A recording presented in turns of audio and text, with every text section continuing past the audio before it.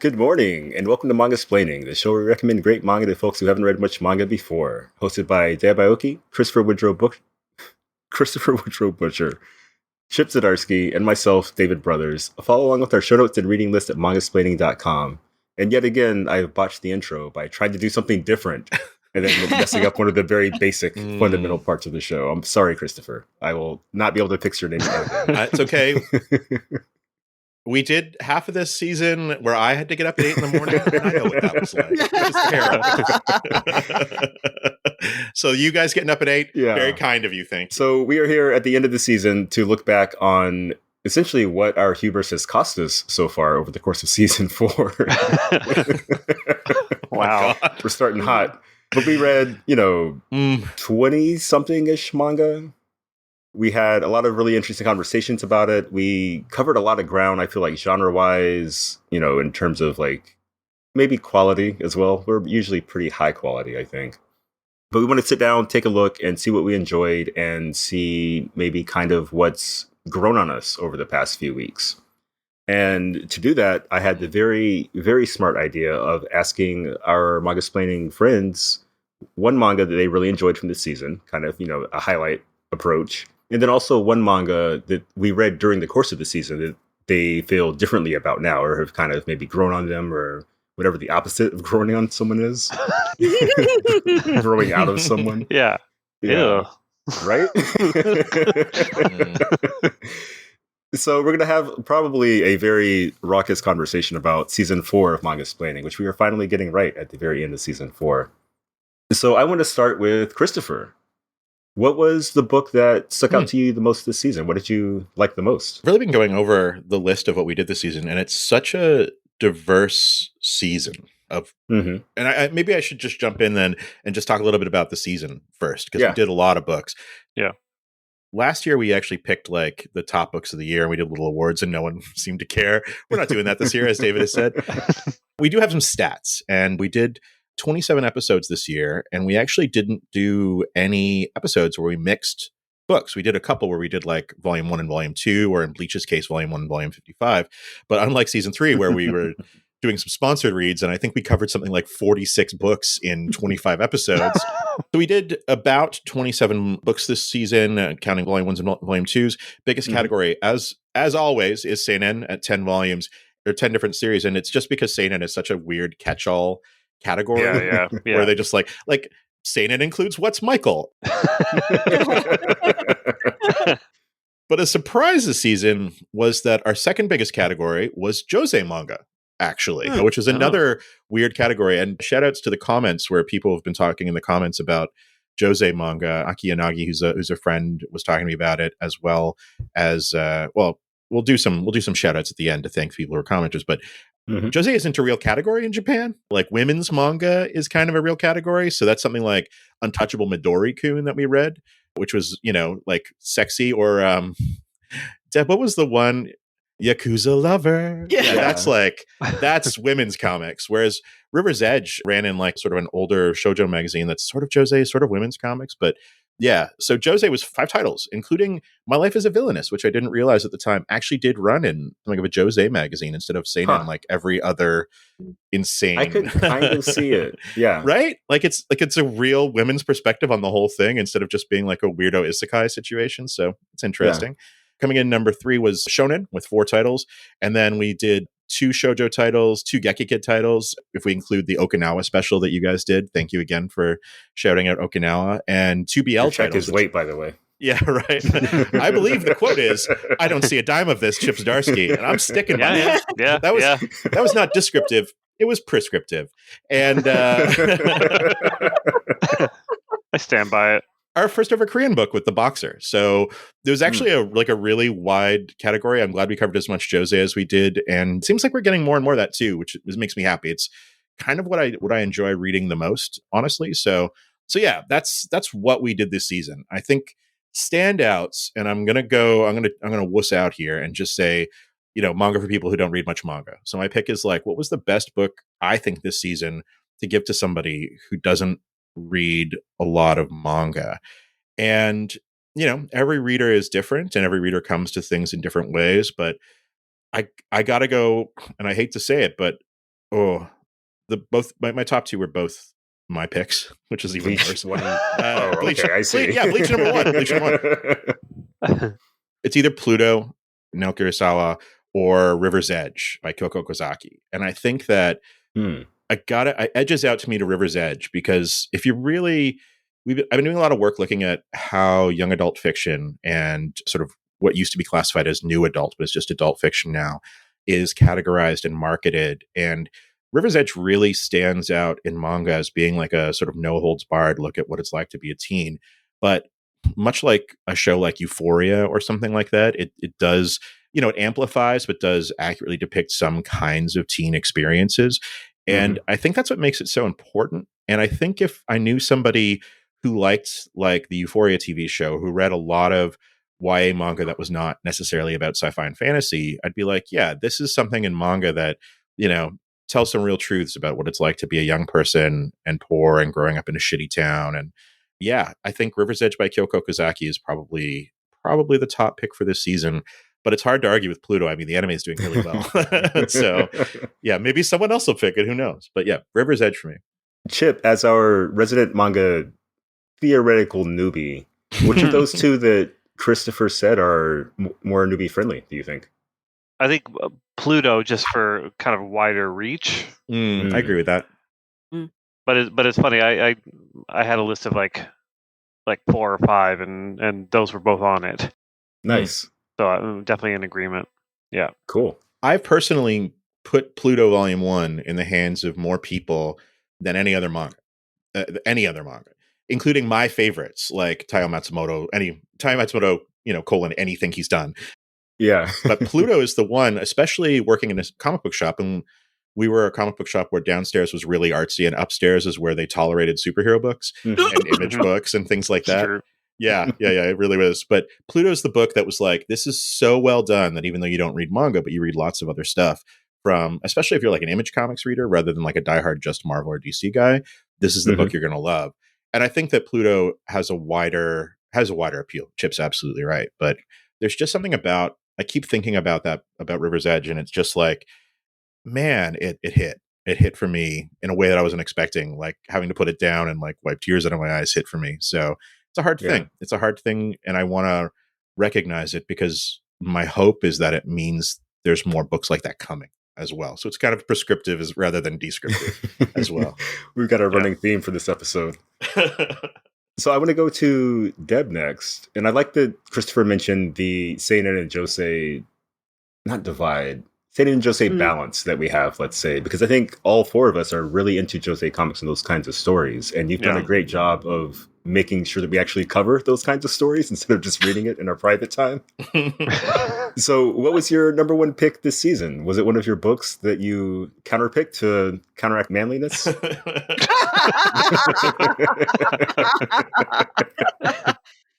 Well, I will say that if I don't pick it, nobody will. As my favorite, because every book I pick is something I personally enjoyed a lot. Obviously Pluto, I think, is a standout book by any standard, right? Like, this is the book that it's really on that really short list of manga you recommend for people who haven't read much manga before, and you feel like, it's gonna hit. And unlike say Way of the House Husband, which kind of suffered from a subpar anime adaptation, the Pluto anime adaptation just knocks it out of the park. Just does a really great job of telling a touching story that's really engaging. So, that one, of course, is, I think, almost like Akira, like on that level of like, it's an all-timer. So good. So it almost feels kind of like a cop-out to pick it as a favorite for me. Chris. I picked River's Edge. I'll leave it to anyone else to pick it, but then, I mean, I still love Yakuza's bias. It still makes me laugh. Nice. Yeah. It may still be it may end up being a one-note joke because it's only in 2 volumes right now, but even at 2 volumes, it still makes me laugh.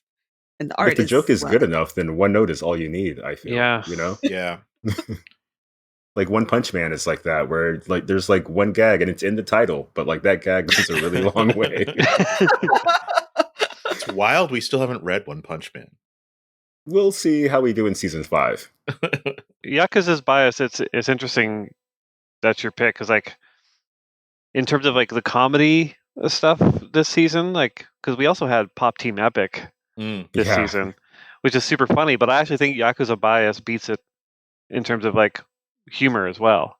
Like it's less like Pop Team Epic is almost like dense nerd stuff. You know? Oh, it's so dense, yeah. And Yakuza Bias has some of that, but it's more, I don't know, it feels like something you'd see on TV, like a sketch or something. Yeah, Pop Team Epic, they were hit or miss. When they hit, they really hit. When they miss, they really miss kind of thing. Whereas Yakuza's Bias like was just kind of consistently good throughout, I found, in terms of the humor.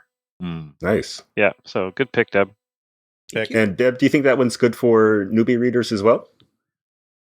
I think in the sense that it looks like if you're I think Yakuza genre stuff is just funny, period. Like just Yakuza stuff has general appeal, like gangsters. Like I don't think you need a lot of explanation to understand that. And also the K-pop thing is just something that and fandom is just funny. You know? I think that has a lot of crossover appeal for sure. Yeah. Yeah. Like I understanding what K-pop fandom is like you can be a nerd all your life and then be introduced to K-pop fandom like, oh, this is next level nerddom. Yeah. Like this is a whole new generation of obsession and nerddom and culture and vocabulary and like they have like the certain practices that you're like, whoa, it's a tribal thing.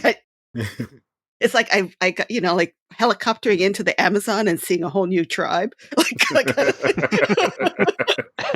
I just remember the best analogy I have for it is like growing up loving basketball and then finding out about fantasy basketball and being like, is that math? Like, right. No, it's so true. It's like you can love music, you can be a fan of a band, and then all of a sudden see that, oh my God, this is so commodified and ritualized. Yeah. And yet so much fun. Yeah. I could scoff at it, of course, as someone who's, I don't know, 30 years older than most of the bands.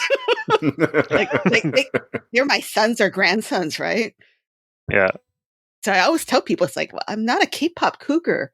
And I know this because I can't tell them apart. Nice. I could not tell you who is who, right? They're just generically cute guys. But that you just want to take care of. You don't want to seduce them. Yeah, they're like puppies or kittens, They're like, yeah. I'm sure there's fan art to that effect as well. Sure. Wow. So I think my top pick for this season actually was a very rare chip pick. It was Even Though We're Adults Volume 2. Oh, hey. Which was our second episode this season. Yeah. And I was thinking about it, and part of it is the fun of the podcast is reading books I wouldn't normally read, but are probably in my wheelhouse, Like when your friends recommend you something, it's because they think you'll like it, even if it isn't obviously something you're into. And even though We're Adults might have been one of my choices first, but it was nice to read Volume 2 and carry on the conversation. Yeah. And it's such a type of comic that I so rarely see in American comics. Like there are relationship-focused stuff. There's like a lot of things that are revolving around themes of relationships, but nothing quite like this. And it's almost refreshing to read that kind of thing. My other choice was going to be, or my first choice was actually Not All Girls Are Stupid.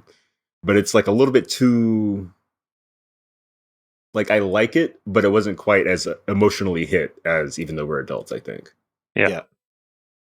And it just recently ended too, I think. The 10th volume, I think it's the last. Oh, like there's an stories with endings? Yeah, I'm into it. Yeah. Stay tuned for season 5 of Manga Splaining, where we cover volumes 3 through 10. 7 weeks in a row.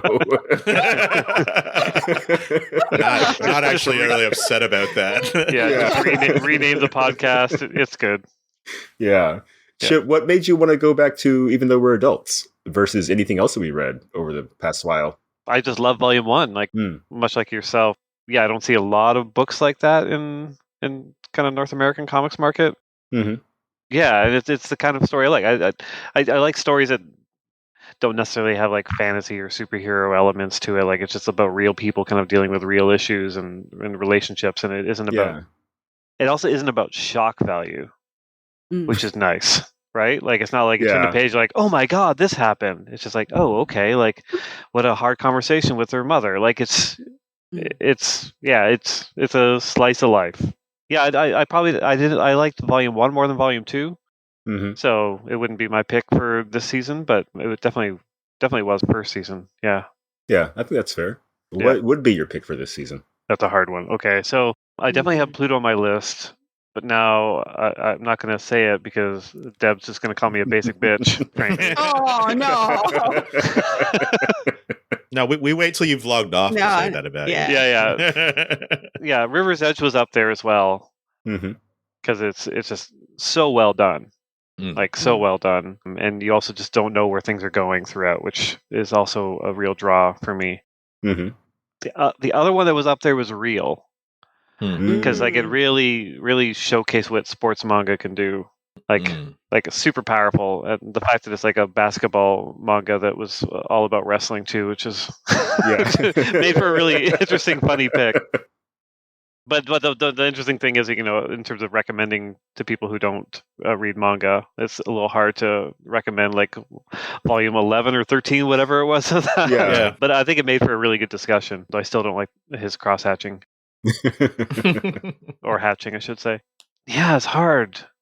So I think it's actually a toss up for me between Goodbye Airy, because it is done in one.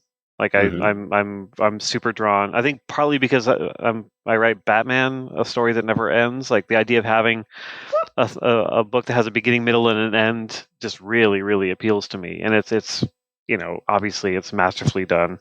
Like Mhm. guy hits it out of the park every time. So yeah, and it is easy to give somebody a volume that's just like, hey, here's the whole story, enjoy. Mhm. But like, if I was picking a thing for like the weirder people in my life, a thing that kind of really hit me that I liked, Good Night Pun Pun. Hmm. Oh, Mm. nice. Yeah, Okay. yeah. That was one like where like my emotions ran the gamut reading that, and I was also just really impressed with the craft behind it. Yeah. Yeah, and it was weird and charming and funny and sad and a little depressing, really. But but I quite liked it. The 4 food groups. Yeah. 4 mood groups is what I should So have said. yeah, That's good. Yeah, that's a good one. edit. Yeah.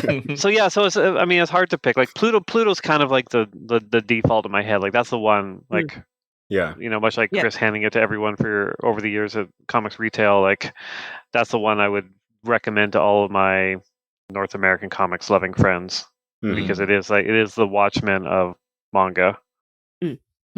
Yeah. You know, the kind of the mystery behind it all is the, you know, the lone character kind of travels through.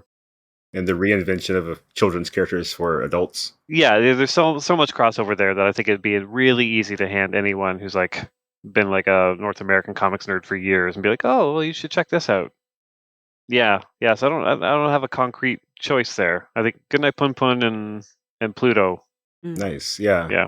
I think the number one sign of being like a pure manga fan is when you can't choose your favorite manga. So welcome to There the you club, man. All right, You I did it. There you go.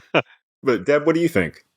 You had something on Pluto? Pluto it's been out for a while, right? Like it's an older series. Mm-hmm. What was kind of fascinating as the anime came out and rewatching the whole thing or reseeing the whole thing is how it touched on 2 really timely topics, like almost by accident. What Mm-hmm. AI Mhm. Oh, and yeah. and the war in Gaza, Mm. Oh, which was so fascinating, you know? It doesn't really go there in the first volume. And that's actually one of the things that like it sort of talks about how there was like a great war in the first volume, but it doesn't really get into it. But the anime obviously is an encapsulation of all 8 volumes. The story of Pluto was one of the things that when I was bringing it up, I was really hesitant to only do volume 1. And we got some comments actually from readers like, oh, you're only going to do volume 1 really? Because it's like a story. It's like a 8 chapter story and they're 8 volumes. And yeah, the anime coming out is very timely. It has a strong anti-war message, like all of Tezuka's work does as well. So it's a weird. The timing on that was very strange, actually, and maybe very good. Who can say? Yeah, I was rereading Appleseed last night for totally normal reasons. And that's also another one that has references to just war and how it destabilizes everything and harms everyone. Like, so those kinds of references, I think, they probably show up pretty frequently because it's like a constant thing with humanity. Yeah. But it's nice to see them executed as well as they are in Pluto. Like we didn't get that far, but there's a little robot named Muhammad Ali who I loved from that book. Oh, really? You know? Yeah, it's such a remarkable series. Yeah. Awesome. We should keep going with it. Yeah, we should. Probably should. Well, we are almost finished with Akira, so we could. Yeah. Yeah. Woo! 7 more seasons. Hundreds of manga at that point. Right? Before we get to the next part of this episode, I've got some more stats for the listeners, which I think is really interesting. And we just talked about what our, sort of favorite books of the season were, but the listeners had slightly different choices based on listener counts. And this is, we're recording this just before Cherry Magic goes live. So Cherry Magic, River's Edge, Yakuza's Bias, and Heavenly Delusion aren't in the mix yet. But our most popular episodes this season were Chainsaw Man, Goodnight Pun Pun, Bleach, Volume 1 and 55, Pop Team Epic, and Pluto, and then the next one was Rose of Versailles. So, and I can say, season 4, we have our best listenership ever. The numbers are still going up, and we haven't plateaued really, which is shocking, actually, even with all the time we took off. So yeah. I'm spending a fortune in fake listeners, by the way. Oh, thank you so much. I can't wait to put it up on YouTube. That's number of listeners, right? Or number of times episodes been downloaded? Number of times episodes have been accessed, yeah. But they could be hate listening to it. Well, that's why it could be just like, I hate Chainsaw Man so much. I want to hear them and what they have to say about it. Yeah. I think you meant to say Bleach there. Sorry. Yeah. Chip would never do that to me. No. Yeah. But yeah, that kind of shows how we can tie into the conversation, I guess, because there's a lot of like TV anime in there. There's some historical manga. There's like deep comedy with Pop Team I'm Epic. surprised at the Rose of Versailles, honestly. People love it. It's like the number 6 of the top 5, but I wanted to mention it because it's from one of the smaller publishers. But yeah, Pun Pun is the one that shocks me because that's the only one up here that doesn't have any kind of anime, doesn't have any kind of mass research, and it's all getting its popularity based on word of mouth on the internet about that book. And that's well, the fans, man. It sounds like I'm the one here who's in touch with the common person. It's true. That's why you make all the upper Midland bucks, Chip. Yeah, exactly. Though I remember Inio Asano came to TCAF some year, number that I don't remember, and I knew 4 people who cried that weekend, something like that. Like after meeting him and talking about his books and stuff. Wow. So yeah, no surprise there for Goodnight Pun Pun. I remember taking a picture of a guy with a Pun Pun tattoo on his chest. Yeah. Like he lifted up his shirt and there was Pun Pun the bird. Asano was there and he's like pointing at like, dude, look at this. If you're listening, Pun Pun tattoo guys, send us a picture. I had the photo of him with Inio Asano like pointing at it, going like, dude, this guy's nuts. I actually really like that Rose of Versailles is in there because that was going to be my pick for a book that changed for me the most over the course of the season. Oh, good segue, sir. Yeah, I try. But so that was our 3rd episode this season. All my picks are the first 2 and 3 episodes. But it's one, if I remember correctly, I didn't super vibe with it, but I appreciated the craft and sort of like the setting sort of thing. But since I've read it, I knew that Rose of Versailles was influential and like Revolutionary Girl Utena as well. But I didn't realize that it was like constantly being referenced in everything I watch influential. Yeah, big deal. Like the Prince character, Oscar, everything with like Marie Antoinette. Like I watch a lot of Japanese wrestling and there are several Prince style Japanese lady wrestlers and they're all kind of awesome. And they're all kind of riffing on being Oscar, like their own kind of version of Oscar. So there's like the hardcore deathmatch Oscar. Wow. There's like a very classic kind of Oscar. Yeah. It's like reading Rose of Versailles was like reading an archetype for the first time. Or like reading Spider-Man for the first time and realizing how many heroes are just Spider-Man with different powers nowadays. Yeah. Yeah. Like I don't know if I would go on to volume 2 for fun, but I do like it as like a project, just in terms of like becoming a better manga reader through learning more and more about manga. Yeah.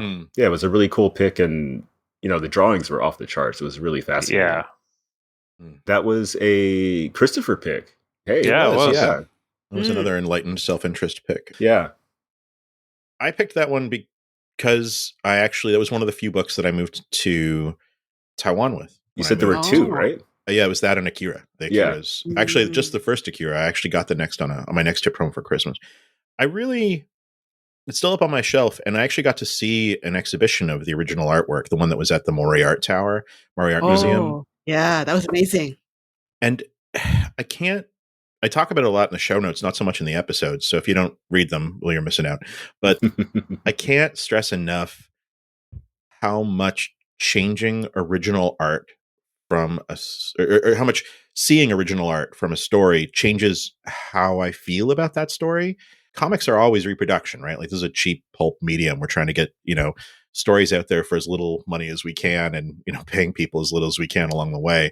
But getting to see the original art and the craft and the design that goes into a page of artwork always just kills me. Like, just seeing how you can see how much or how little work was put into a page. Like, even my own old pages when I used to draw, it's something that really, looking now, it's like, I don't even know how I did that. Like, I don't draw regularly anymore. I'm not like David, who's like actually practicing and studying. Yeah.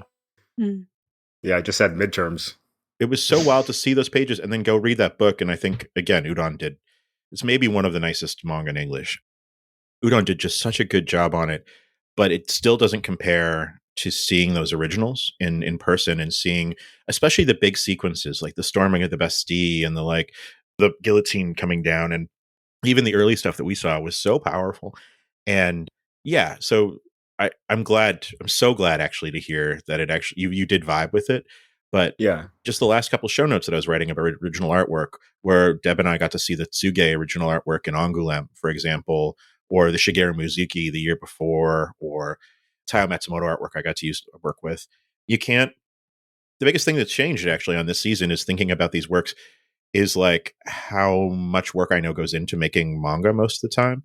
Even something like Pop Team Epic, which seems like there's a lot of thinking going on, but those pages they're reusing a lot of those images from panel to panel. Yeah. And it's just like, man, making comics is so tough. Is so tough. So the biggest change in me is just like trying to not be a shit about anything, because I react to things. You read something, you're like, this is awful. What is this? So I've actually going back and forth, and I think maybe Baki is the one that I've had the biggest change of heart on. Here's the thing. I still don't like it. I think but you like its message of positive masculinity. Non-toxic heteromasculinity. Yeah, this is great. I had to do so much research on the Baki show notes because I knew so little about Baki. So anytime you'd mention something, I'd be like, I don't know what that is. Like, oh my God. So more Wikipedia diving, and any conversation we have, usually I could like write an abstract. It's fine. I had no idea what was going on. And the more I realized that he is, the author is just making, the author's name is Keisuke Itagaki. Itagaki sensei is making so many choices. There's like, none of it feels left up to chance. None of it feels like he's just like spitting it out off the top of his head. Like, those characters are drawn in a beautiful way. And the more research I did on the book, and the more I saw how it changed from like there's like 5 courses, I guess, of Baki now, and the things that stay the same and what he changes and why, it's really remarkable. It's really, really remarkable. And I think I respect it just a hell of a lot. I think it's doing something. I still think it's grotesque in a way that I don't usually have a stomach for, but I do absolutely respect it. But my runner-up in that category is Real, actually, because I read the first volume and I did not like it. I just didn't vibe with it at all. It's another book that I really respected. Like you can't look at Real volume 1 and go, this guy doesn't know how to make comics. Like, it's nearly perfect, right? Like, he's so good. And then we read the wrestling one, and I got it. I got the whole thing because he encapsulated this entire story arc in one volume, and it was like, that like, this is why people think of him as not just a master artist, but a master storyteller. Real volume 13, 11, 13? 13. Yeah. Absolutely amazing book, and I would recommend it to anybody, and have actually since that episode. Baki, real respect, but I'm not going out of my way to be like, no, this is the book you should read. So yeah, that's my take. Yeah, I'll take that as a win. That's 2 wins for you, man. Yeah, no, it's a good Sunday morning. But before we go on to Deb, I had a Rose of Versailles question for you all. Is that a series where people aren't super into the ending? Or am I misremembering that? Like, there's like a last arc that people don't enjoy? So people aren't into the ending. Spoilers for Rose of Versailles. Spoilers. Like, skip ahead 30 seconds. Oscar dies. Her boyfriend dies. Marie dies. Like, a lot of people die at the end, and people were really upset because they wanted the story to go on forever. They loved those characters. Okay. They loved that space so much, but no one gets out of the revolution that was the captain of the Queen's Guard. Like, even if you change sides, you're still going to the guillotine. Yeah. So people hated that so much that she came back. Keita Sensei came back and just made a bunch more Oscar stories that were like set in a nebulous time before the ending of the series where Oscar is killed. Basically, X-Men classic for Rose of Versailles. Yeah. Yeah. And Udon's doing those too. I actually just saw the final of Rose of Versailles Stories Volume 1, which is all the stuff that she's done since the ending, and then Volume 2. Oh, and wow. she's still working. Like, she's doing other stuff, but every once in a while she'd be like, oh, is it Margaret's anniversary issue? Here's a new Rose of Versailles Oscar story. And then people run to the convenience store to buy their copies. So okay, that's amazing. Because I've been thinking an idea I've been mulling over in my head was that Rose of Versailles and Fist of the North Star are kind of two sides of the same coin in terms of being like hugely influential for their respective genres. But Fist of the North Star has an entire final story arc that kind of just no one mentions anymore because it kept going, and the ending happened. And everyone's like, huh. I think the previous ending was actually a little bit better, so we're just going to stop it here from here on out. Oh, wow. Yeah. Interesting. But I'm sure we'll get into that in a future episode. Yeah, we definitely we got it. But Deb, what grew on you this season? I would say Heavenly Delusion. Oh, cool. That one was kind of a little bit of a dark horse. Something that I was interested in, but I had not taken the time to really pick up. Mm-hmm. I haven't really, read much further than what we talked about, just because, I don't know, I got distracted. I feel like you've got on multiple cross-country flights since we talked about it. Yeah, something like that. That'll do it. But I think it's a well-crafted story, and it's something, like when we read Akira volume, again, it had all kinds of notes that were tied to it, because it's both kids in a laboratory and people dealing with a dystopian future, like wandering in a dystopian future where it's a lawless, where there's hints of what used to be, but no longer is, but without zombies. Yeah, thank goodness. So I think it's got a lot of interesting potential as a story, in that it's something that you, as someone who reads a lot of stories, and in Chip's case, makes a lot of stories, I think it's really interesting to read something that is heading in a direction that you're not sure where it's going. Yeah, it's the best feeling, I think. Yeah. Heavenly Delusion was also on my list for what it was worth. I actually really, it gave me such nostalgia vibes for, I feel bad saying this, but reading scanlations when I was a teenager of stuff that wasn't coming out in North America and into my early 20s of like downloading stuff from like that sort of Kodansha morning, that period when they were really on fire, that like post Otomo area. Yeah. And just like reading it and being like, this like weird cutting edge sci-fi, these crazy ideas that are going on. I really loved it. And yeah, so that was on my list as well. But I think the other 2 books maybe changed more for me. Yeah. Did either of you try the anime out of curiosity for Heavenly Delusion? Nah. Isn't it on some like awful network that you have to get a special subscription for? It's on Hulu, so technically yes. But it's on Hulu under the Japanese name, Tengoku Daimyo, something like that. Yeah, is that why it's a little hard to confusing? find? Yeah. But I checked out the first episode and I was actually kind of disappointed because they made kind of a small change. They made the boy character like a good fighter when he was kind of a wimp and needed to be protected in the comic. And I was like, I don't know if I like that. And it's so little, that I was just like, I'll just stick with the comic. But I think it speaks to the kind of vibe the comic kind of expresses, to where it feels different and new. And when the anime shifts it sort of back towards being traditional adventure in any way, I'm like, I don't want that part. No. Yeah. But Chip, what changed for you this season? Well, I mean, one thing about me is that my thoughts on everything are just perfect and they don't evolve.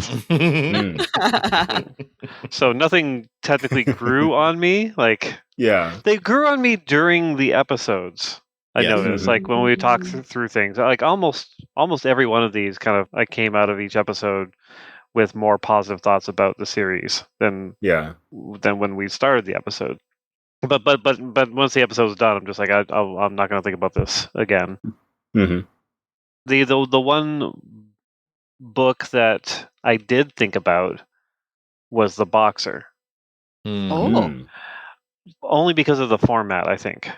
Like that format, the format really stuck with me because I didn't read it in print version. I read it in the webtoons version, and so that kind of scrolling revelation hit me hard during the recording of the episode. But it's also one that I've thought about and I've referenced a lot after when talking to like comic publishers in terms of how to tell a story. So yeah. Is it something where you want to try a vertical storytelling yourself, or more just like here's more perspective for you to sharpen your toolbox? I mean, I might. I just wouldn't know where I would do it. You know, Yeah. like I know, like Marvel toys with those idea, the scrolling Infinity comics. yeah. Yeah, Infinity Comics, and a friend of the podcast and the artist I worked with a lot, Jason Lau. He does a lot of those for them as well. And there was a point where they were just kind of open it up to Marvel creators, like, hey, do you want to do one? And I was like, well, no, not really. Like my heart's still in print, and if I am doing something like that was the one thing I took away, was that like the print version didn't work that well for the rest of you. Or like there are definitely pages or spreads that were just like, oh yeah, no, this is not the same impact as actually reading it in the native format. So yeah, so I don't think I would, because like ultimately I'm more about the print than I am the digital. Like I'd rather the thing in a person's hand on the shelf. And so I wouldn't want to. I'd always be thinking about the print if I was working on a digital book, right? Yeah. Like how it's going to look later, which would just make for a less effective digital version. Yeah, it would just be the worst of both worlds. So I don't know. Maybe I'll change my mind once the printing costs get so high that I can no longer afford to print my comics, which is probably coming soon. Then I'll be like, yeah, scrolling digital. This is my thing. This is totally the future. Yeah. I think it's kind of interesting because this is the really interesting liminal time right now where people are trying to figure out, like, how do you take all your training of learning how to tell a story page by page, double spreads by double spread, like for impact. Yeah. And putting it in that format.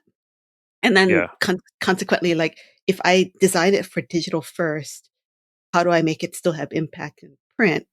Now, on the evil business side of it all, it means people are actually buying both. Like, if it's a good series, they're buying both.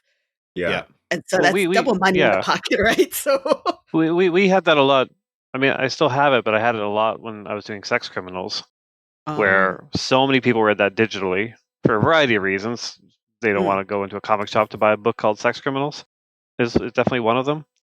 But also they were young and they're just like they're more interested in the digital format. But then they would buy the print to get signed at conventions and things like that. When they'd meet me, they'd be like, "Oh, I read this digitally, but I bought this, so I could have it on my shelf and get you to sign it." So yeah, there's definitely a thing there of the double dipping. Yeah, multiple formats is never a bad thing financially. The immediacy too, right? I mean, my wild prediction for the future is that the pamphlet comic could go away, and it'll be Deb, that's my bread and butter. What are you saying? No, that it'll all be digital, and then people will only print books. You know what I'm saying? Yeah, I mean that's already happening for some stuff. Yeah, that's kind of been the thought for like 15 years now. And it is quite possible. Like the big thing, not to get too into the weeds on this, but the big thing right now is, like, especially kind of post pandemic, if you believe we're after the pandemic, which I do not, Mm. is that there's no foot traffic in comic shops. Like the pamphlets really relied on the kind of community in the comic shop, especially on the Wednesdays when the new ones would come out, like people talking about the books and interacting and stuff, and that part just didn't come back because people got used to things being delivered. Yeah. Mhm. And so they're not seeing new books regularly, they're not interacting about the new books. They're just getting the things that they habitually get. And so so there's definitely a shift coming, I think, in terms of like the pamphlet comics. I don't know if they're fully going away, but definitely gonna be a lot less of them in the next 10 years. Yeah. We all have production experience here, and I think it's interesting we very rarely end up discussing format on the podcast. Mm. But I think part of it is that because the manga format's been so sterilized isn't the right word, codified in the US. Standified? Standardized. There we go. Standardized. Yeah. There we go. I had the rhyme, not the. But like generally, every Shonen Jump book is the same size. Like every seinen book is going to be like slightly bigger. Josei around the same size. We don't get like the weird American comics like awkward square books or something like that, or like an Emily Carroll online graphic novel with animated panels here and there. Yeah. There was a line of DC reprints that are, quote, the manga size. Yeah, they just announced that, and I think they that's just announced it. Yeah, be. Yeah. Well, they didn't say manga size; they said airport paperback size, which I think is really interesting, actually, as an idea. I think that they saw what Marvel did with their like manga size line, which was very briefly around in I think 2009 or 10, something like that. Yeah, those were the first Runaways trades by Brian Vaughan. Yeah, Brian K. Vaughan. Yeah, but I think making books in like a portable size is a no-brainer. Like everyone, please do it. And lower cost. Yeah. As long as the art still looks good, I'm into it. Chip has a good story about his very first. His very first comic that he self-published was very funny, but of its time, and we won't discuss it.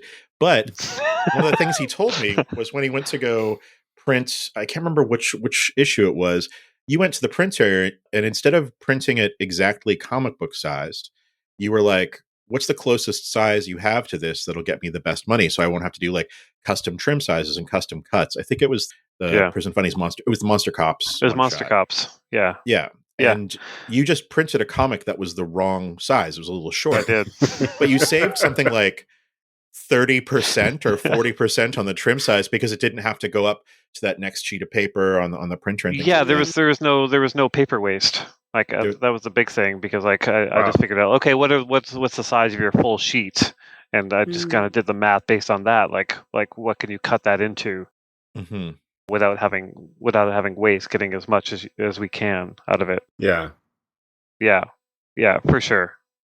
I don't talk about format a lot because I don't know if this is our listenership, but one of the things I said on one of the very early episodes, or maybe even before that, when I was writing more online and blogging, was Lillian Diaz-Prisbel, who's one of the early people at Tokyo Pop, sort of was like, this is why. But the size that you're talking about, the Shonen Jump size, which I think of as the Tokyo Pop size, because they popularized that size, is actually exactly halfway between the two major format sizes in Japanese publishing, which is like, I think, A5 and B5 or something, or B4 or something like that.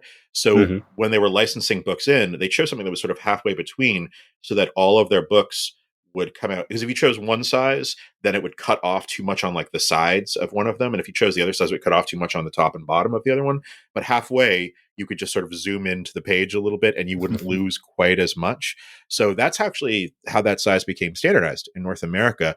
But the North American manga size that we say just doesn't exist in Japan. Like nothing is printed at that size. Shonen Jump books are smaller actually than they are here.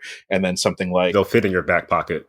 Like something like Wandering Cat's Cage, serializing now on Manga Explained Extra, is much bigger actually than the traditional manga size too. So it's that, but even then, the big size is still much more portable than an American comic book, and I think that that's a really big deal. Yeah. I don't think our core readership is full of production artists, but I think like people appreciate stuff like that. Behind the scenes notes. Like, I'm sure the original, comics were put together equally like, what's the cheapest we can do this at the biggest size kind of approach, Yeah.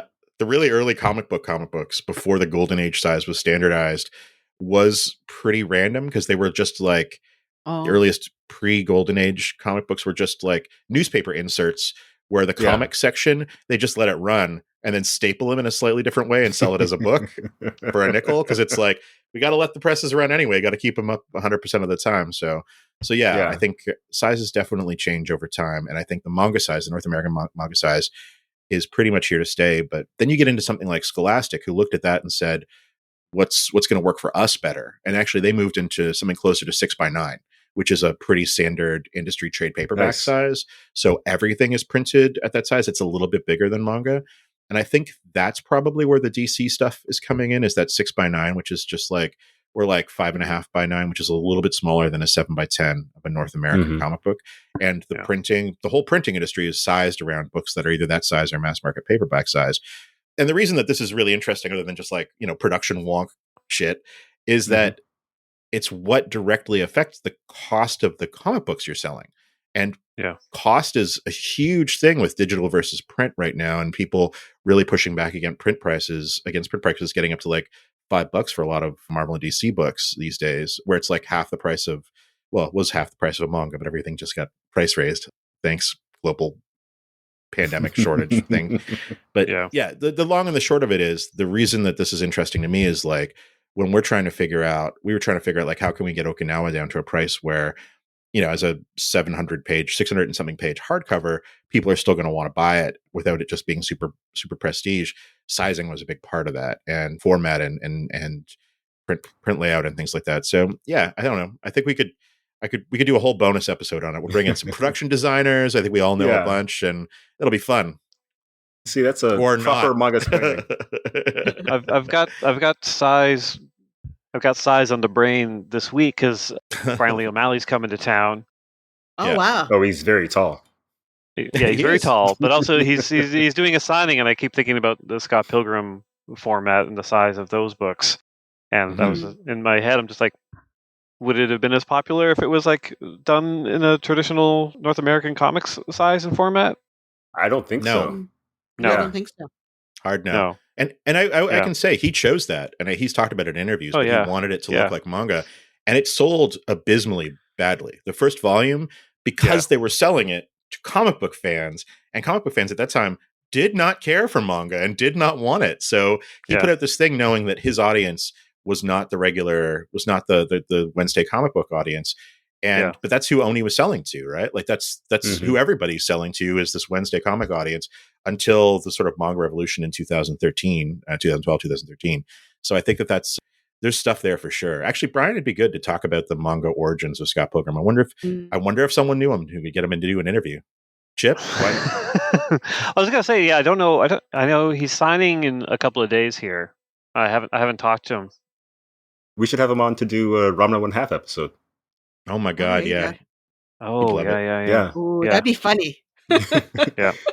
But so I think we should move to final thoughts before our break. And my final thought actually ties into all the manga explaining that Chris was just doing. I like, as a person, thank you.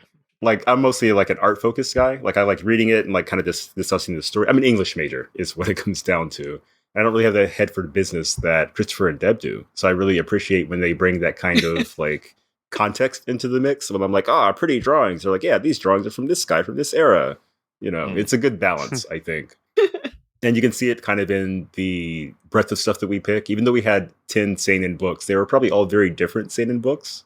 Like, they're not all just Crying Freeman. It's not like I picked everything. So not for lack of trying. I've been trying to hypnotize people, like subliminal messages while they sleep, and nothing doing. We have not getting Sanctuary in here. One day.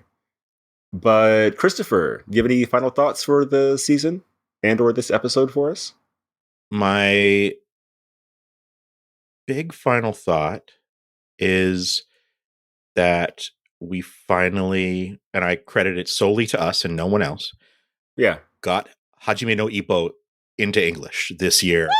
It only took 4 years of manga explaining, but the boxing manga that started the podcast is finally available in English, but it was done so after we had already chosen our last books for the season, so it's not on the season. So whenever we get around to it, there's 93 chapters of it for us to read. I'm very excited about that. Nice. I'm looking forward to recommending one halfway through the run. So That right there, that's the manga splaining bump right there. That's Yeah. So that's Because they got tired of us nagging and crying. That is my final thought. It works with your parents. It works with publishers. Oh, come on, Mom. Come on, I'll be good. You always give it to David. It's my turn. It's true. We gotta decide. Is it Kingdom that we try to get published next, which is an unpublishable book? Oh. It's way funnier if that never gets localized. Okay, good. Wow. You hear it here first. It's David's fault that Kingdom's not in English. Yeah, just for the laughs. Just for the lulz. I don't know what I would put on that list. That's a really good question, though. Yeah. Our impossible dream. Yeah, your impossible manga dream. Yeah. Oh. Well, I'm still saying Maybe Kingdom. That could be like a season 5 manga splaining thing. That's Ashita no Joe. Oh, Ashita no Joe. Ashita no Joe. That would be pretty good. That'd be a good one. Deb, what's your takeaway from this season? Oh, well, it was, through no fault of anybody's. It was quite a long season time-wise. Like, we spread things out. No, it was my fault. You can just say it was my fault. It was on me. No, I got pretty distracted this year, too. So I did a lot of traveling, which is kind of too bad. But, I think if we got a good mix, and, I got a couple nods from people saying, you need to get more guests because Chip is just too smart about manga now. So it's not Smart and handsome? Jeez. People are just sick of me and they want me off the podcast. Get in a fresh new face. I get it. No, they want someone to say, like, wait, what do you mean by tsundere, kind of thing. Yeah. We could have my mom on an episode or something. There you go. That'd be amazing. Oh my God. The all moms episode. Oh no.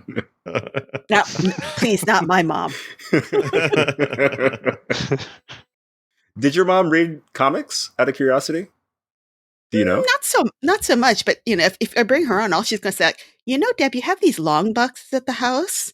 Do you want them or should I throw them out? It's been here for 20 years. And I go, Mom, you can throw them out. And she's like, no, but you want them, right? They're good. They're important to you. It's like, no, they're not anymore. It's Legion of Superheroes. Let me assure you, there's thousands of dollars in X-Men in those boxes. Yeah. Don't throw them out just yet. Yeah. Anyway, so I wouldn't want to bring Mom on. Mm-hmm. Oh, but, Deb, you're so grown up. I'm over superheroes. No. I mean, my mom cannot stay on topic. You know that from me. I'm the younger version of her. Great. Nice, Mom-splaining. Let's see. So final thoughts. I think we got a good mix of stuff. It was really fun. Mm-hmm. As always, I think it's a pretty good, interesting breadth of, quirky and popular and old and new. Stuff for guys, stuff for girls, stuff for older people, stuff that was kind of left field, popular stuff. So I think we managed to deliver an interesting poo-poo platter of things.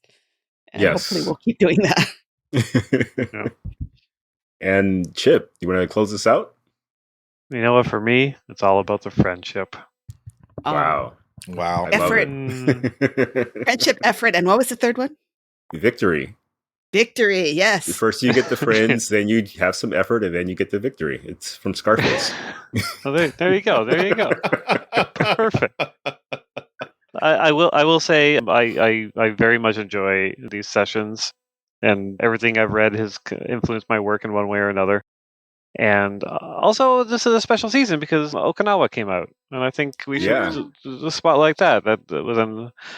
That came out from us doing this podcast, and I don't see a dime of it. And it is a beautiful book and super special, and it's awesome. And congrats to Chris for shepherding it. Thank you very much. It would have been a good manga splaining pick, even if it wasn't a manga splaining book. Yeah, exactly. It would have been. I agree, and other podcasts should cover it more.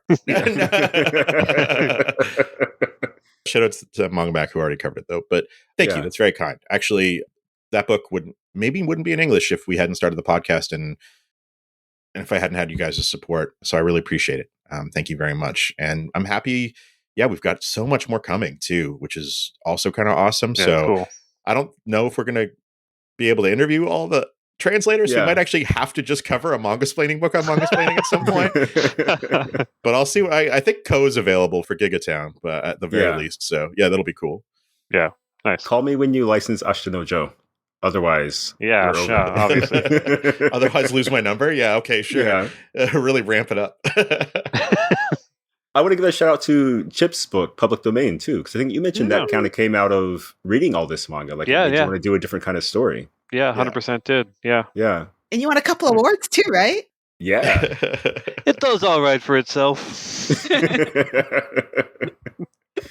Nice.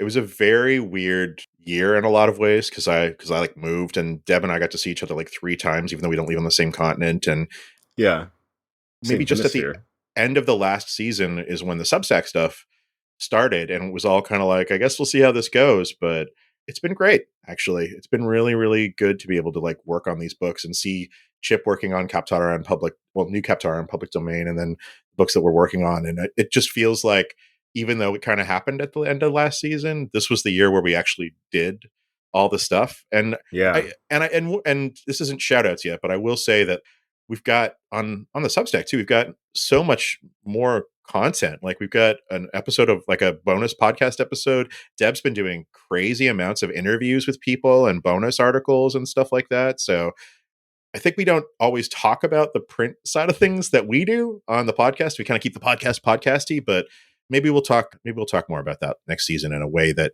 maybe we'll come up with a new segment to go along with what was the spotting the details? No, what was it? What was the David's sweat the small stuff. Sweat the small stuff. Thank you very much. Or little brother or little brothers, or little David. Little brothers. As Chip prefers to call it. Over the last year, we've all become super compromised. Everyone except for Chip. As soon as we cover Batman, though, where it's game on. Yeah, manga Batman. I really need to promote this Batman comic. Yeah. All right. Speaking of promotion, we're going to take a break. We're going to play an advertisement. We're going to come back and choose some books for partway through season 5, because we already chose our first few books for that season. We'll see you in a bit.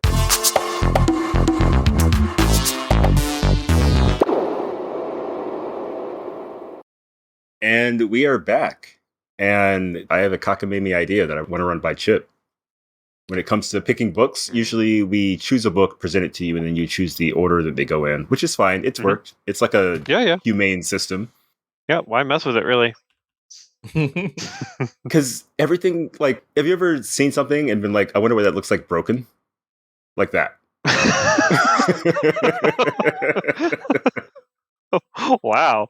I can't say I have, but let's go with this. Sure. Yeah, I'm going to break my recommendations this season by making a list of books and then letting Chip choose a number from 1 to whatever is on my spreadsheet, and then that will be the book of the week.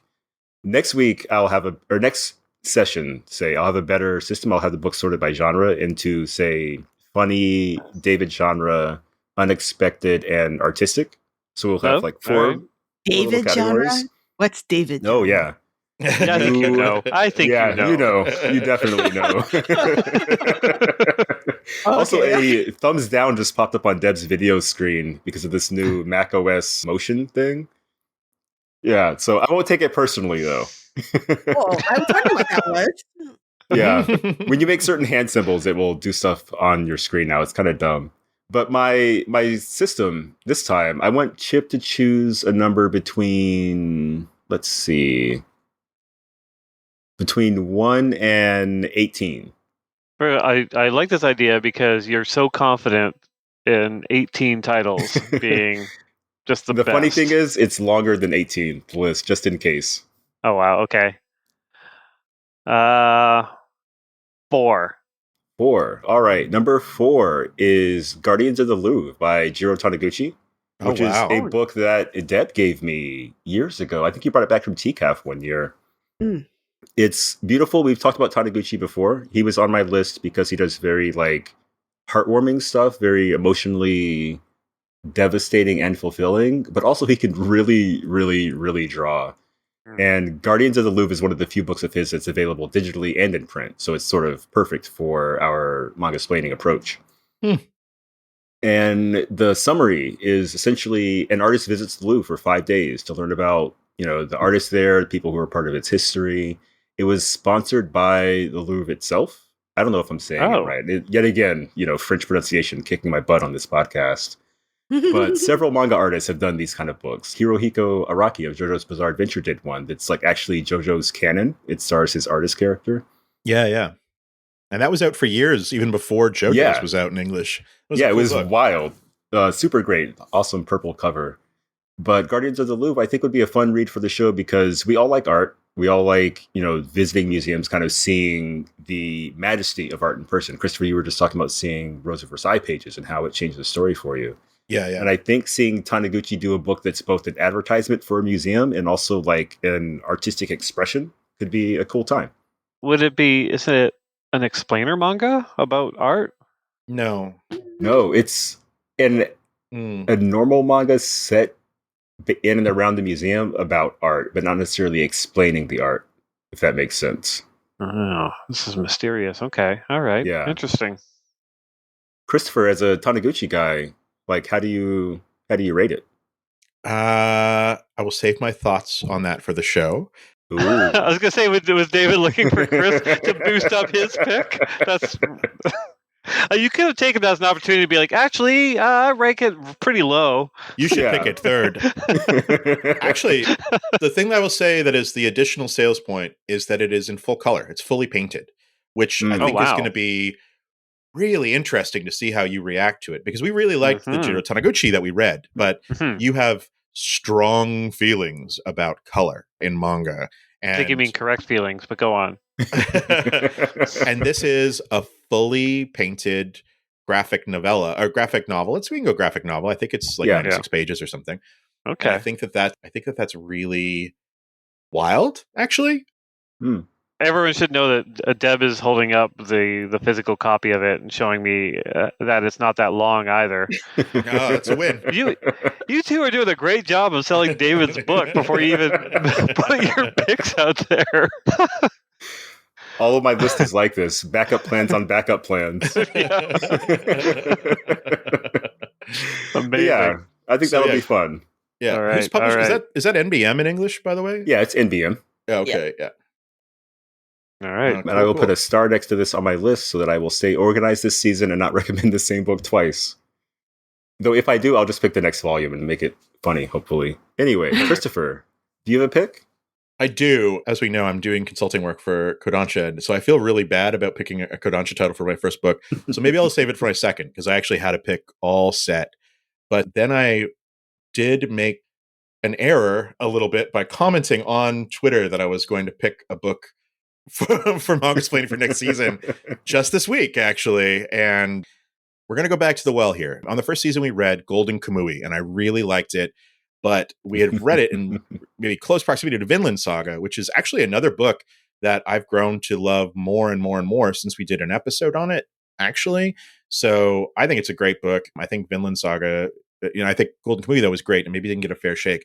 So luckily, the creator of Golden Kamui has just released on the Shonen Jump app a new manga. And Chip, this is special for you as a Canadian.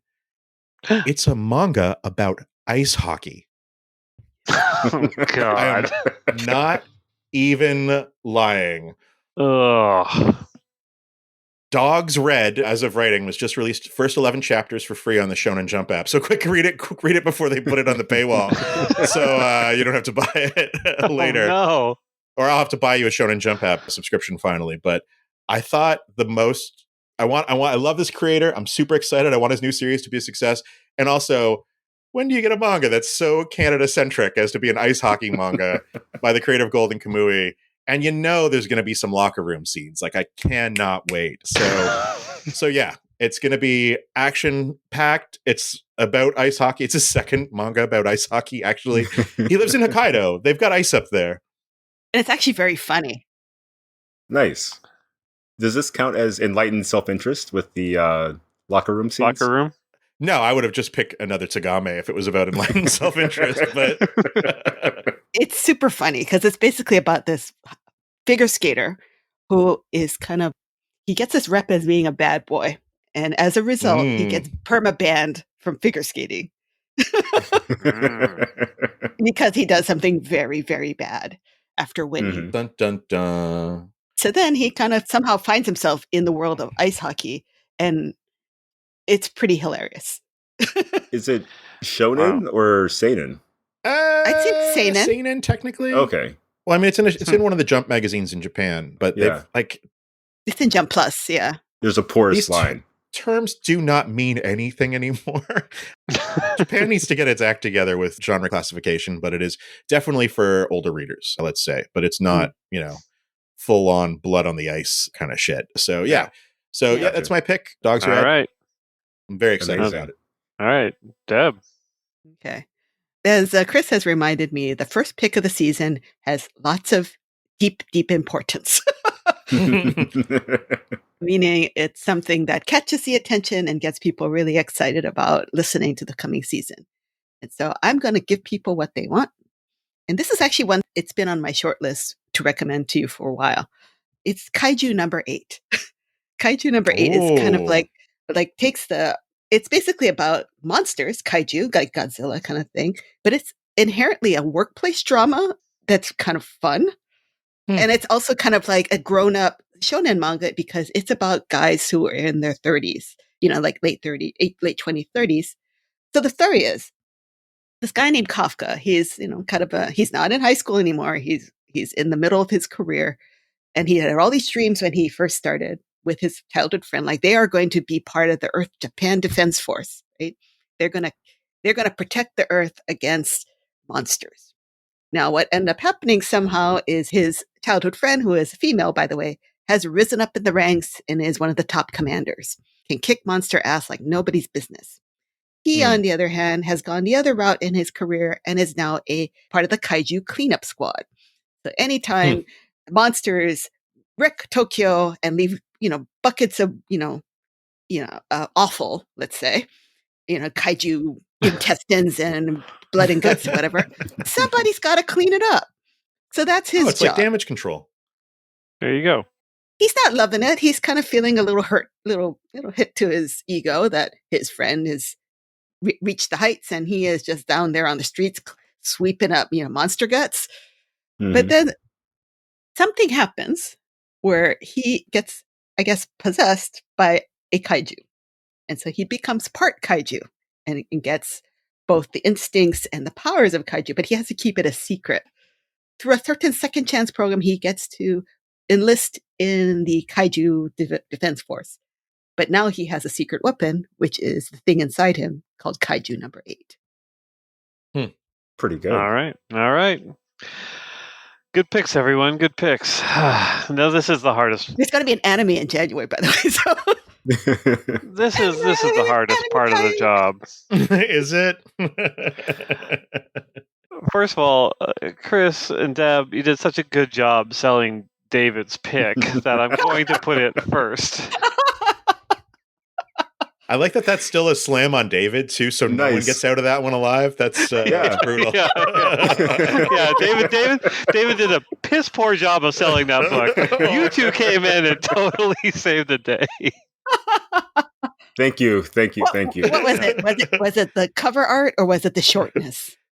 Yeah, it's the shortness. It was the shortness and the cover art. I'm obviously a fan of his work. Okay, and this is a tough one because I hate hockey. Wait, but I also don't care for kaiju. Okay, so initially I was going to put Chris's pick second because I'm cheap. And he said, we got to read it quickly or else you'll have to pay money for it. But Deb is correct that, there's an anime coming out and we need to think crassly sometimes here to appeal to the listenership. So I'm going to put Kaiju number 8 ahead of Dogs Red. But I want you both to know I don't like either of your picks. Well, that means we're starting off season 5 with the nonfiction text, which is Manga by Frederick Schott. going into going into Guardians of the Louvre. Jiro Taniguchi. You know, a standard crowd-pleasing story about walking through the Louvre. I've got 17 more of those. And then we get some Kaiji number 8, and that's going to be, you know, people will tune in for that one. That's great. Manga creator Naoya Matsumoto, and finally Satoru Noda's Dog's Red, which will be episode number 4. So that's a great start to the season. Yeah, you should do it. You should do a thing, just like Marvel DC it, or more Marvel really, and just like call each one of these like episode 1, season 5, a brand new number 1, Kaiju number 8. So there's a different number 1 for a different target audience. It's perfect. Yeah. There you go. Number 1 point adults, number 1 point kids. Yep. We'll do backup stories, but we'll be like, and we're going to review a new volume of Boruto or Dragon Ball Super this week as well. Put that as the title, and then plus a bonus hour-and-a-half long episode on Guardians of the Louvre, and that's what we'll do. 5 minutes on Dragon Ball Super, 90 minutes on Guardians of the Louvre. Perfect. Yeah, I like it. I would totally pull that off. Nice. We'll so we should probably do shout outs and get out of here before we are torn apart by our sudden conflict. I'm going to do a shout out for the people. Yeah. Sorry, I started talking already. I just assumed that you were going to choose me and put me on the spot. I want to shout out our commenters. We get an amazing. We're on so many weird. Like, the social media is falling apart. I think we can all agree, but we have a lot of people who interact with us and retweet us on Twitter, which is nice. We're on Blue Sky now. We're on Threads for some reason. But commenters on mangasplaining.com and on mangasplaining.substack.com, Mangasplaining Extra, are awesome. And I particularly want to shout out folks in the comments who always have not only a good take or something interesting to say, but share their own knowledge with the people who are reading as well. So I want to say shout out to Eric Henwood Greer, who writes, anytime we come anywhere near shoujo or josei manga, writes a full-on essay for us in the comments, which is kind of crazy. There's so much good info in there. Matthew Murray, who's also another commenter, who's just really like in there with like good info on what's happening in manga. And of course, Erica Friedman, who we've worked with before on Mangasplaining Extra, is listening all the time and giving us such tremendous support. Really appreciate everything she does for us. But there's so many more people as well. But those people are actually just putting out the content. So shout out to the commenters, shout out to the folks who are reviewing us on Apple and Spotify as well. We've got good reviews there, and I really appreciate that too. Yeah, you guys are kind of why we're still doing season 5. So thank you very much. Well, that and Chip's still under contract. But I was going to say, it's not about punishing Chip for you anymore. Yeah. That's always part of it. Yeah, he's got the Stockholm Syndrome now. We're fine. Yeah. So yeah. Okay. Shout out to our listeners, because I care. No, for real. I really do. Thank you. Who wants to go next? Cool. Deb, do you have any recency bias for us, or what do you got this week? Oh, I can share what I've been binge reading this weekend, because that's how that usually works. I'm binge reading this series called Ella's Seed, which is kind of a surprise little hit for me. It's kind of about it's kind of like a shonen manga, but it's basically about there's this one guy who's like super, super powerful, but he gets injured, in a fight with a very powerful enemy. So in order to heal himself, he has to put himself in a body of something else while he regains his energy.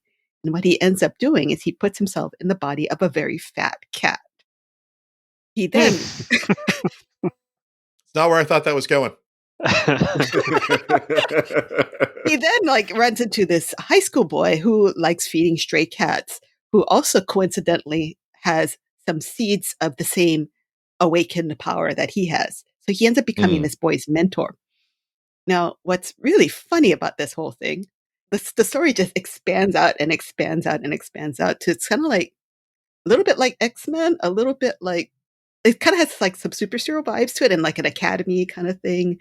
But through it all, this guy who's this badass superhero, he's a fat cat most of the time. And so he does some really cat-like things that he's like, wait a minute. I'm like all of a sudden, like a swishy toy comes out with like a little mouse and he can't help himself. He has to jump after it. Amazing. Or like he decides that those squishy chururu cat things are really good. Like he's like, oh. So you see him like sitting, a fat cat on the couch, like with the little tube of cat treat, like, squeezing it out like a otter pop. Like a feline album. Yeah. So it's super funny, and I'm loving it so much. Every time this person introduces new characters, the new characters become really, endearing and fun. It's got this great mix of like action and humor and great characters that I think like, wow, how did I discover this by accident and no one's talking about it? And I realized, because the title sucks. Like the title doesn't even come close to conveying how fun this series is. So anyway. Yeah. Nice.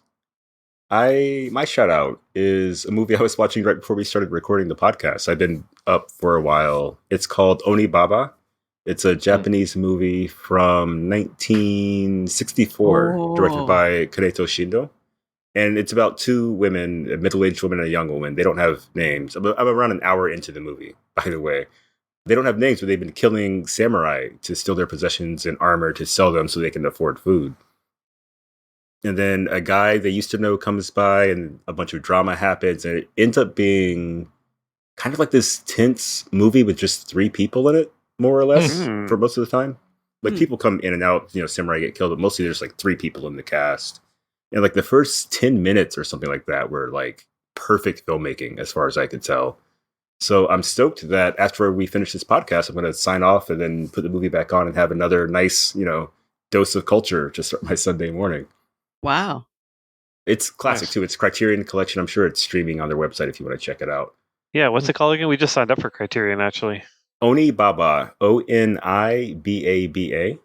All right. Like Oni means demon and Baba means old woman. Mm-hmm. So like one of the titles is like Demon Hag or Evil Woman kind of a thing.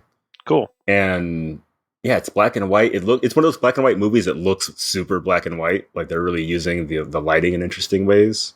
Lots of casual nudity. Who's the director on that? Non-sexual nudity. Kaneto Shindo. Oh, okay. Yeah, it's a classic. I remember it would like I've said many times. There was a Japanese TV station in Hawaii, and that was sometimes would play late night movie. Oh, it's scary. That's awesome. Yeah. Yeah. Or at least the 8-year-old me remembers it as being very scary. No, it's pretty creepy. Even as an adult, I'm like, okay, I don't like where this is going at all. Yeah. But the director also did Kuroneko, if you know that movie, Black Cat from 68. Okay. And Chip, what do you have for us? You got any shout outs? Oh, you know what? I'm going to shout out Spider-Man 2 for the PlayStation 5.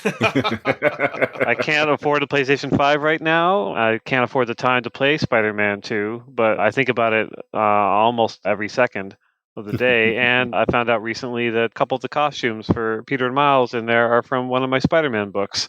Oh, cool. No kidding. When I finally get to play it, I'll be able to play the Mark Bagley design from our book, which is fun, and I'm looking forward to doing that one day.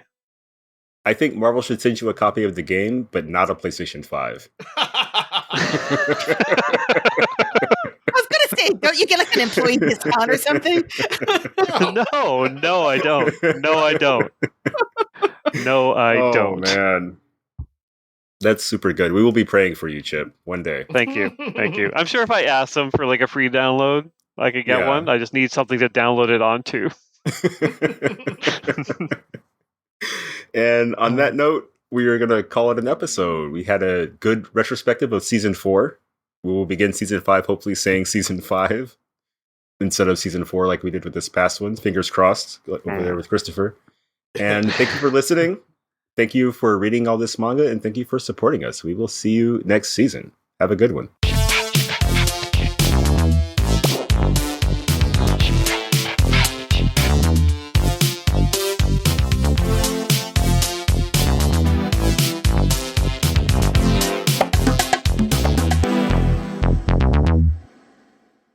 Hey y'all, Darius Rucker here. A lot of people ask me, what inspires your music? And one of the big things is a strong sense of place. That's why I love my home state of South Carolina and want to share the awesome things it has to offer. From the beautiful mountains down to the sunny coast, it's got it all. Not to mention 2 of my personal favorites, great golf and amazing food. Come see why I love this place. Visit discoversouthcarolina.com.